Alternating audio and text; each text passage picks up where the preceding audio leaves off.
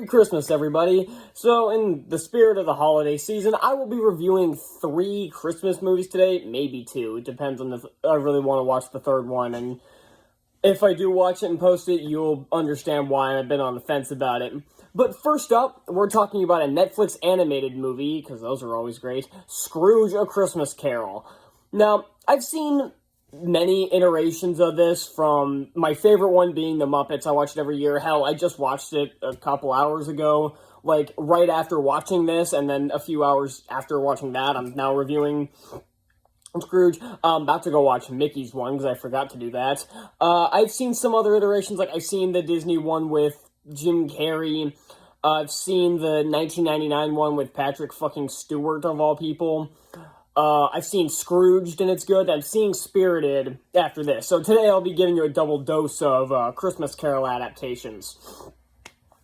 But we're starting off with this one because, first off, it was shorter. So I'm like, you know what, I'm going to start with this one. It's just a Netflix animated movie. And, of course, I was, of course, skeptical of this because Netflix animated movies are notoriously garbage. And even if they're good, they do something that pisses me off. Like, I hate a lot of their animated films, like Animal Crackers, I bring up a lot, was one of my first reviews, and I hated the living crap out of it. But then there was something like Troll Hunters Rise of the Titans. That was a fantastic movie, but pissed me off with the last 5 minutes, because it had such a terrible ending. So, I'm never the biggest fan of Netflix animated movies, and this just looked like another Christmas Carol adaptation. Like, these are a dime a dozen nowadays, clearly, because we got 2 within weeks of each other. So, yeah, I wasn't really looking forward to the movie that much. But I will be damned, this was actually pretty damn good. And that surprises me, because this has been getting some not-so-good reviews. I think it's like 38 on the tomato meter. But, again, critic reviews don't mean shit to me, but that did make me skeptical of it, especially when I saw some of the actual reviews on there. Like, I remember one of them said close to unwatchable, so I'm suddenly thinking, okay, this is probably going to be bad, but at least this is going to be an animated Netflix musical, I don't think it'll be close to unwatchable, but I don't think it's going to be very good. But I'll be damned, it exceeded my expectations by quite a bit. Now, the first 20 minutes or so, I was a little worried. Something I can give this movie right off the bat is that it is not a line-for-line adaptation, because every Christmas Carol adaptation tries to do it line for line, tries to be the adaptation. Hell, even the Muppets one used a lot of direct quotes. Probably one of the most faithful adaptations ever made, though, which is surprising. But this one is not. Like, even if it has, lines from the book, they've been altered. So this is very clearly not trying to be a line-for-line adaptation like so many others are. So it's trying to differentiate itself a bit. But the first 20 minutes or so, I was not... It did not give a good first impression, let me just say that, because the opening song was not very good. The animation looked over the top just for the sake of it, and was just okay. And it was making some weird decisions as well. But as soon as Jacob Marley showed up, the movie kicked itself into high gear, and it became a lot of fun to watch. And something I have to give this movie is the animation and the visuals. This is a freaking gorgeous looking movie. Now, I'm reviewing Avatar: The Way of Water in a couple days, but I wanted to get the Christmas ones out for Christmas. Obviously, I didn't want to waste time with the shitty Avatar sequel. Of course, I hated it. But that movie, it's pointless to praise its visuals and everything, because they sunk like $500 million into it, or whatever it was. This movie is a Netflix animated movie, which, generally speaking, doesn't have the greatest animation. Sometimes it does. Like, again, the Troll Hunters Rise of the Titans looks fucking phenomenal, but a lot of their other animated movies just don't look very good. Like, this movie has very similar animation to Secret Magic Control Agency, but this one, not only was it a lot more creative with its visuals, I just think the animation just looked better. Like, I think this one probably had a bit higher of a budget. And like like the designs and everything are great. Like the ghosts, especially like Jacob Marley, he is the second he showed up with all the chains and everything, and he starts to form and everything, and he still has the coins like on his eyes and everything, and just the way he looks, he looked awesome. And that was the point where I started. That was the first thing that made my brain like click on. Because it was a really cool design. It was a really cool entry scene. And then the other one showed up. Like, the first one, like, the Ghost of Christmas Past is actually, like, a candle. Which is very similar to the Disney Christmas Carol with Jim Carrey, where the Ghost of Christmas Past was literally a candle. It's a bit different here. The other one was kind of like a floating candle. And this one's just, like, a human-shaped candle. But it's still a really cool design. And how she teleports Scrooge to different portions of his past. It kind of ripped off Doctor Strange a bit, but it still looked really cool. And the character was actually very likable. Like, all the characters in this are, like, at least the ones that are supposed to be, are pretty likable. And again, I like the visuals of how it, like, transported him from different portions. And I'll get into the songs in a minute, but it does try to give more chemistry to Scrooge and his girlfriend at the time, and his fiance, and they do give a better reason for them, like, splitting up. Like, I'll get more into that in a second. I want to talk about the visuals. The second ghost, like, again, it was some cool designs. You could tell he was really trying to imitate Will Smith's genie. Like, the dude even kind of sounded like he was doing a Will Smith impression, was kind of, like, jumping around and everything, like his genie did, but it was still a fun performance and everything. And the way he, like, disappeared and everything was really bizarre. Like, he like, turned into some kind of, like, a hellish, like, demon-looking thing, almost. I referenced Troll Hunters a couple times, but it looked like something out of Troll Hunters. But that was him, like, he, like, transformed into the Ghost of Christmas Future, and that was a decent idea. Like, it didn't make a ton of sense, and it was pretty cool, but it was a really cool scene. So yeah, and the musical numbers are all, and it's very well directed too. I like how the shots are laid out. I like how the musical numbers are done, even though the songs are kind of hit and miss. So so now I want to get into the songs, and the first few were pretty bad. I didn't care for the opening number. I didn't care for the one Scrooge had. I didn't care for the duet that I think it's Elizabeth, at least is in most iterations, so that's just what I'm going to call her. The duet between Elizabeth and young Scrooge was really cringy, actually. It wasn't a good song at all.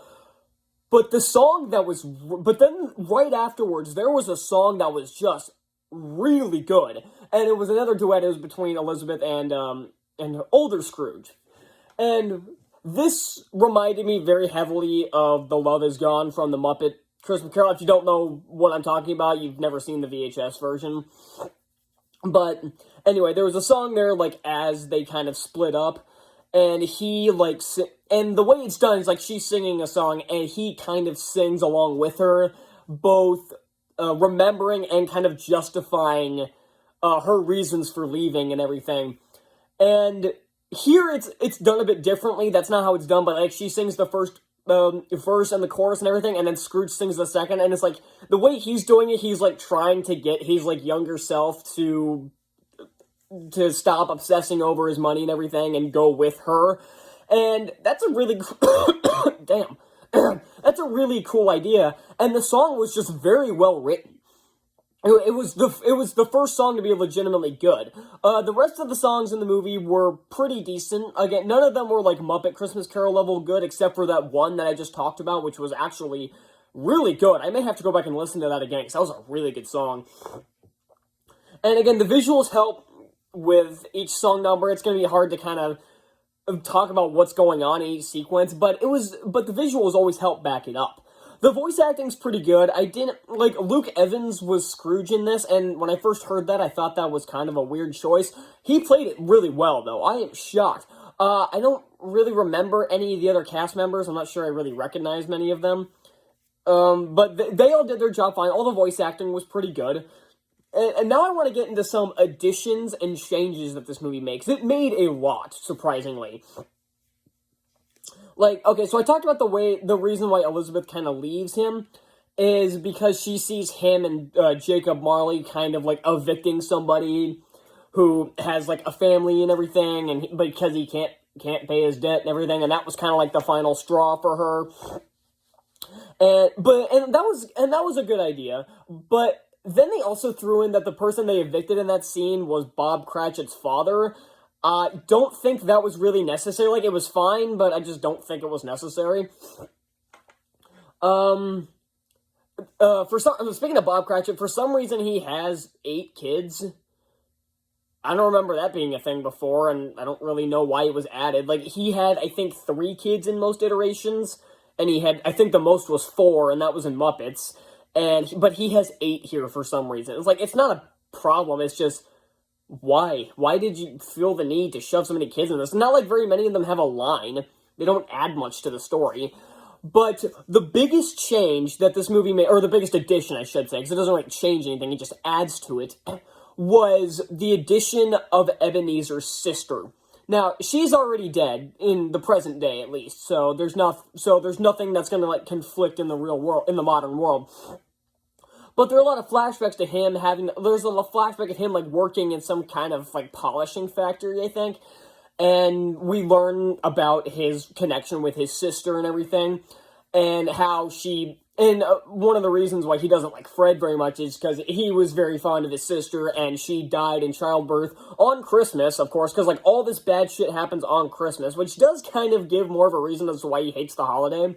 But it does seem like all that's too convenient, because also Jacob Marley died on Christmas and everything, so it gets a little too convenient, but I do like this idea, and I think it was executed very well. And I'm trying to see, there was a dog added. I don't remember him ever having a dog in any other iteration, and I wouldn't bother to bring this up if the dog really did anything, but she really doesn't. She's just kind of along for the ride. One annoying thing this movie does, though, is that anytime something happens, like when Scrooge sees something that the ghosts show him, it'll constantly, like, flash back to something that's going on in Scrooge's real life. Like, it will show, like, a parallel between it, and it gets irritating. It's like, yes, this is a cool idea showing these parallels, but you don't need to flash back. You should allow the audience to remember it for themselves. And if they can't catch on to those parallels, that should be understood that that's their fault. And another thing I do like is that at the end, instead of going over to Fred's or anything, or in this case, it's Harry. Like this is an adaptation of another movie called Scrooge, which I believe came out in 1970, I want to say, where they also changed his name to Harry. Not sure why, but whatever. Where instead of going over to his house, he invites a lot of people over to his. Like, he invites the Cratchits, and Harry, and his wife, and he invites the people who were raising the money for the poor, and these kids that he treated like shit that were putting posters up on his wall for some reason. I don't remember what that was for, really. It didn't really play a part. But, yeah. So, and then it kind of, like, it shows, like, what originally happened in the future, and then it kind of changes to what actually does happen. Like, for example, like, with the Cratchits, it shows them with Tiny Tim dead, but then it changes to him and Cratchit being business partners, and him and his family being there and everything. So, I especially like that idea. That was a really cool concept. So, yeah, I'm shocked at how much I really like this movie. I was expecting this to just be another just bland retelling of the story with maybe some cool visuals but nothing else, or maybe some decent animation but nothing else. This movie was really good. The second half of the songs were really good, especially that one song. Oh my god. Like, I cannot stress enough how cool that song was. The visuals are outstanding. I want to watch this movie again just to look at the visuals. Because I'm not someone who gushes over visuals because it's like, it's simply a tool. Visual effects are simply a tool to tell your story, but they were they went above and beyond for this movie. The voice acting was good, the direction was cool, and I liked a lot of the additions this movie made. This is shaping up to be one of my favorite iterations. I don't think it's better than Muppets, but that'll always be my favorite. That's the one I grew up with. It's the first one I saw. It's the one I grew up with. I watch it every year. Every night on Christmas Eve I watch it, so or every Christmas Eve night I watch it. So that one will always be the top for me, no matter how good any other iteration comes out. So yeah, this movie was really good. I'm gonna go a B plus. I can't quite go into the A range because there are some like small details that I didn't really care for. But this was a fantastic iteration, and I'm really looking forward to watching Spirited now. So, yeah, I'll see y'all then. Bye. Oh, crap.